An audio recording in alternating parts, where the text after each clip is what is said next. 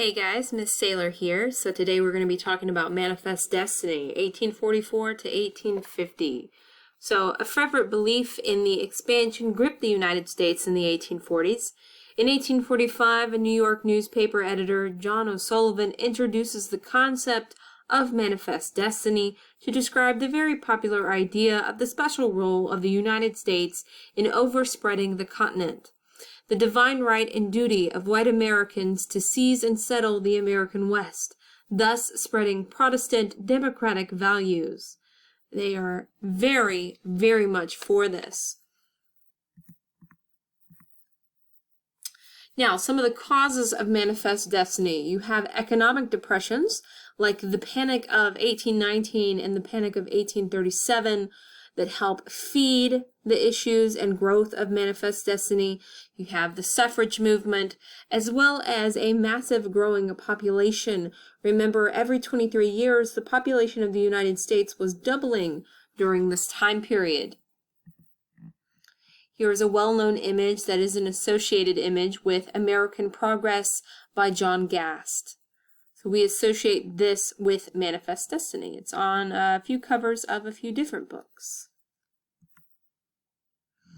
Now, we have the election of 1844. It's between the Democrat James Polk and the Whig Henry Clay.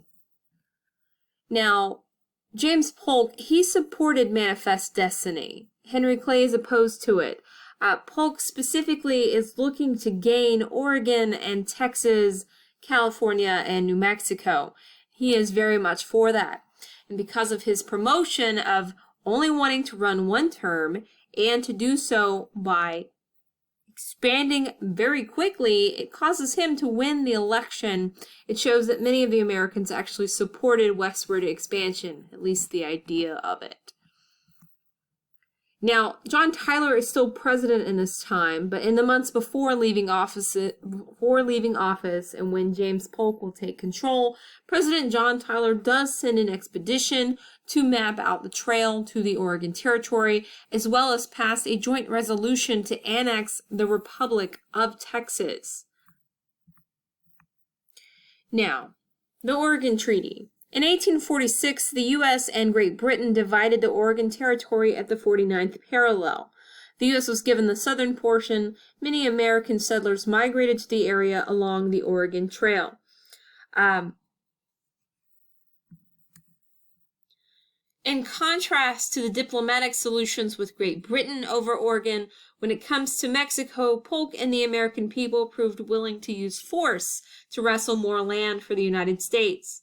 In keeping with voters' expectations, President Polk sets his sight in the Mexican state of California, along with, finally, the public clamoring for the annexation of Texas. Now, the annexation of Texas led to war with Mexico. Mexico refused to recognize Texas independence, and when the United States claimed that the Rio Grande was the southern border of Texas, Mexico was claiming it was at the Neches River.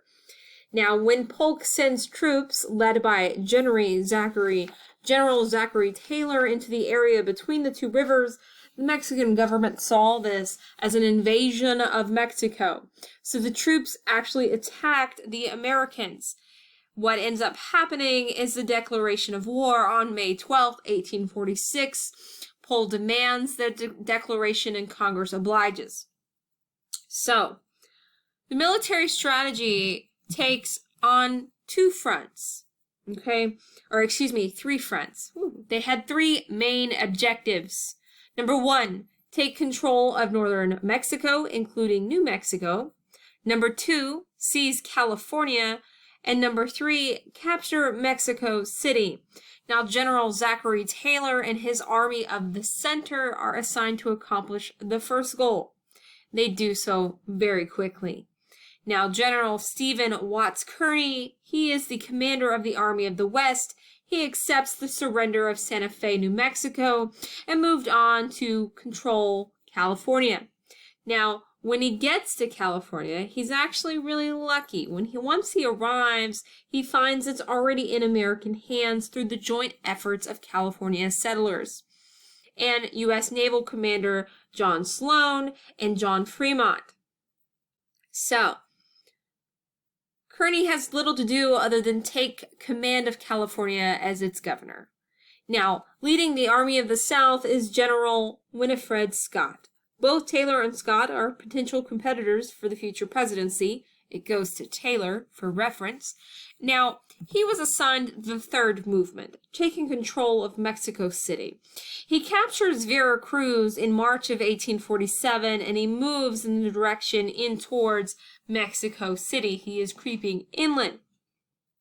It's a hard-fought victory, but he does eventually enter Mexico City's Central Plaza on September 14th, 1847. Now, something else that happened in 1847 was the Battle of Cerro Gordo. In the Mexican-American War, the 4th Illinois Infantry surprised Santa Anna, who fled without something quite important, his prosthetic cork and wooden leg. The Illinois soldiers seized the leg as a trophy piece and brought it back to Illinois, where it still remains in possession of the Illinois State Military Museum. The Mexican government has repeatedly requested to have it returned to them, and it has been denied every time.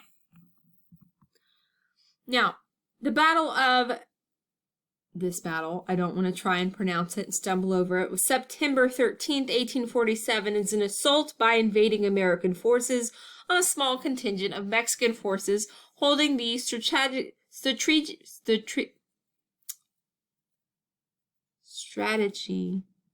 Okay, it's located in this castle just outside Mexico City.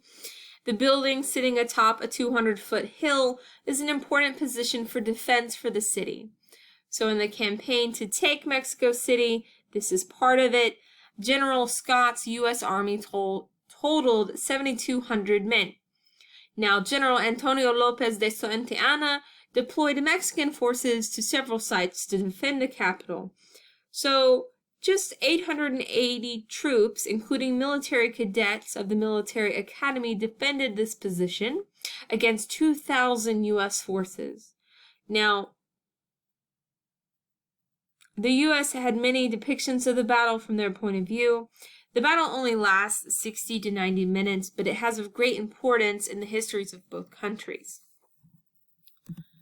Now, while Polk and other expansionists call for all of Mexico, the Mexican government and the United States do eventually negotiate for peace in 1848.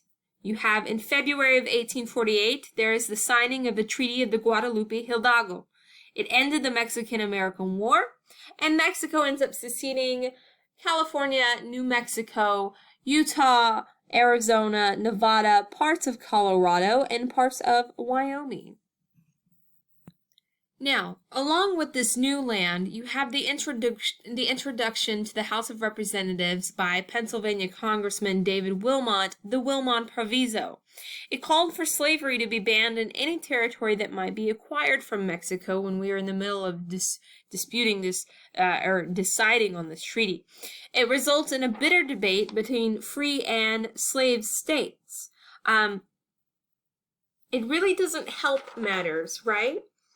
Now, also going on at this time, because of this, you have the Mexican secession. So they're settling of this new territory. The Mormons are fleeing persecution. They settle into the Great Salt Lake area. Now, what they didn't know at the time, okay, the United States had no way of knowing that part of the land about to be seceded by Mexico had just become more valuable than anyone imagined. They find gold. So you have the beginning of the gold rush going on. But it's not just the gold rush that proves to be such a problem in 1849. California is eventually, by the way, settled as a state in 1840 when it reaches a population of 100,000 people. It grows exponentially and very, very quickly. But we also have a bit of the Compromise of 1850, okay? The election of 1848 did nothing to quell the controversy of slavery. Would it advance into Mexican secession, right? So they have to come up with some agreements. They're arguing about who should be free and who should be slave states in these new states that we've now got. So beginning in January of 1850, Congress worked for 8 months to compromise this growing sectional conflict. It's led by Henry Clay. It said 5 things.